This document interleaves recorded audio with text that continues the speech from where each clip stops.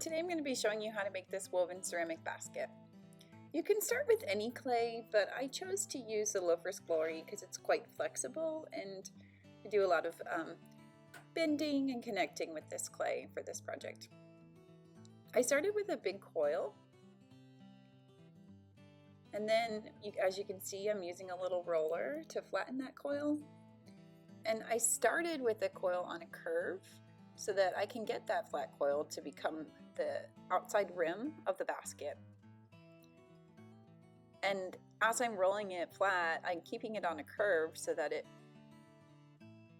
falls into a circle form easier when I transfer it to the mold over here.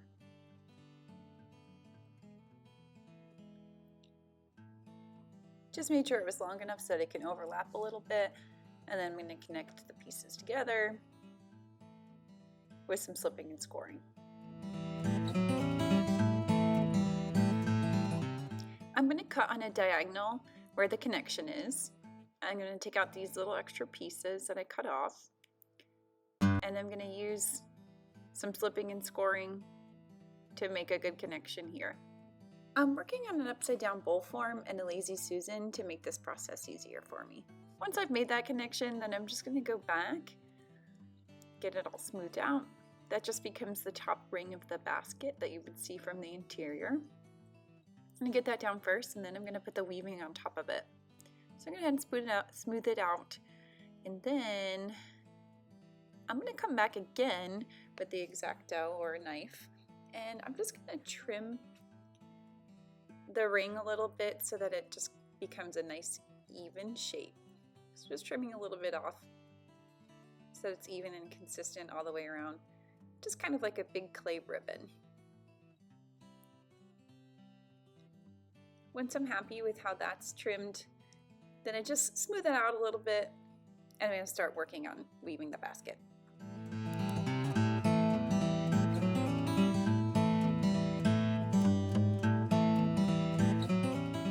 The next step is to just start rolling out some coils. The coils are going to be pretty thick, like the size of a dime in diameter, and they're pretty long because you're going to need quite a bit of them.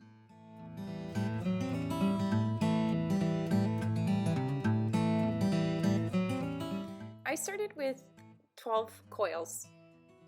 4 of them were about 6 inches, 4 of them about 8 inches, and then 4 of them about 10. And then you're actually going to be rolling those coils out flat so that they sit nice and flat to weave the basket. And so I'll show you how I do that here. Just got to move everything over so you can see it. So I'm using a little roller, and I'm just flattening each coil. That does make each piece a little bit longer. And then, as you can see down the middle of my flat pieces, there's a bit of texture, and I just use these little texture wheels. We actually have them here in our cabinets. And I just use the texture wheel to put a little design down the middle, just to add a little bit of extra flair. And I did that with all the pieces. This way I have them all ready to go to get my weaving started. I'm going to start by laying 2 of my longest pieces across the middle of the mold like you see here. Then I'm going to pick up a third of the longest pieces, and I'm going to crisscross them across the 2 I put in the middle. I'm going to go over one and under the other because it's going to be a traditional weaving under over. And I just get them adjusted till I like how they're positioned. In the beginning, it's basically just going to look like a checkerboard or a tic-tac-toe board. So I'm laying the other one across the middle where it should go. Again, this is another one of the longest pieces. Go over one and under the other. And then just kind of gently get them in place. You're going to press it down just a tiny bit so that they don't slip, but we'll get it all stuck together later by slipping and scoring after we get the weaving done. And I continue just adding 1 strip at a time, working next with the medium pieces, adding 1 on each side. Again, under, over, gently picking up each clay piece and laying it back down to get the pieces in place. And you just work 1 coil of clay at a time.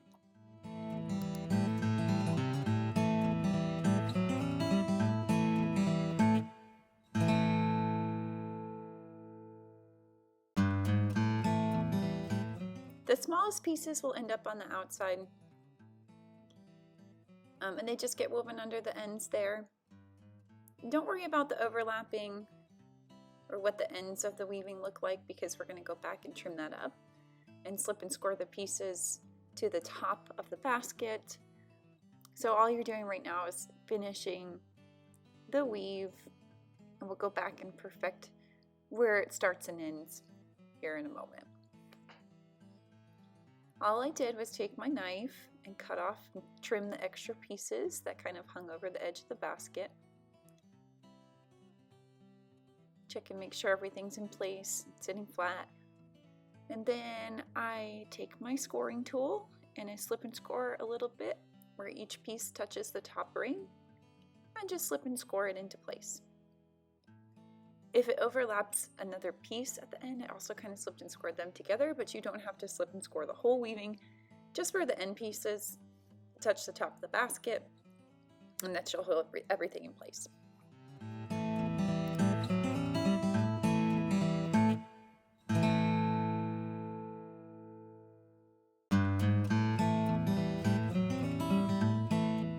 And then one more time, you're going to roll out a bigger coil, place it on a curve, and use the roller to get it nice and flat.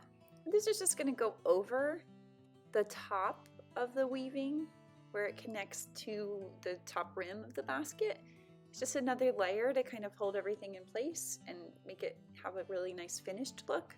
So I did the same thing again, just rolled it out until I've got like a ribbon. Make sure it all fits in place. I slipped and scored it together. I went back and trimmed off any extra clay that was kind of overhanging or didn't look right. And that's pretty much it.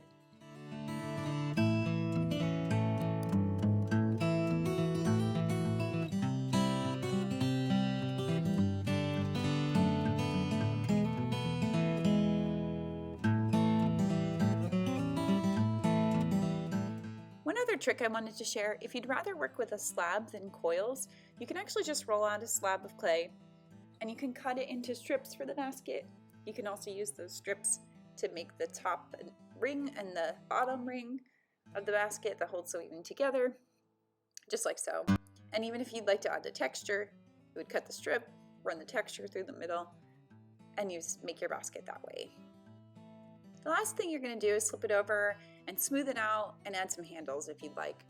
So as you can see, I took it from the upside down bowl form and placed it in a bowl form right side up. I'm just kind of smoothing the edges out, making sure those two pieces are stuck together well and look nice. As you can see, my clay has changed. That's because when I made my first video with the Loafer's Glory clay, I somehow missed filming the handles. So I just remade another example so I could quickly show you guys how to put some handles on it.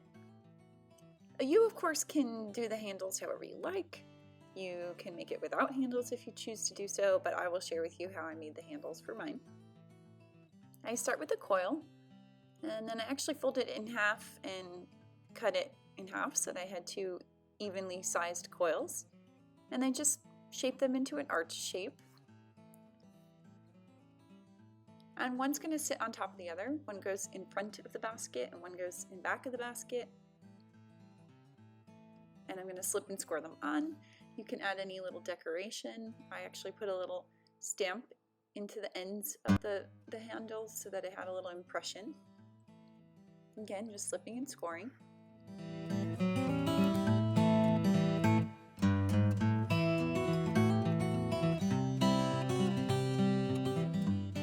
Then I finished just by rolling a really thin coil, and I slipped and scored the length of that little thin coil. And I kind of tuck it into the two pieces of the handle and then wrapped it around so it kind of looks like a little string that's tethering it together. Make sure it's really stuck in place with the tool, and that's it. Thanks for watching.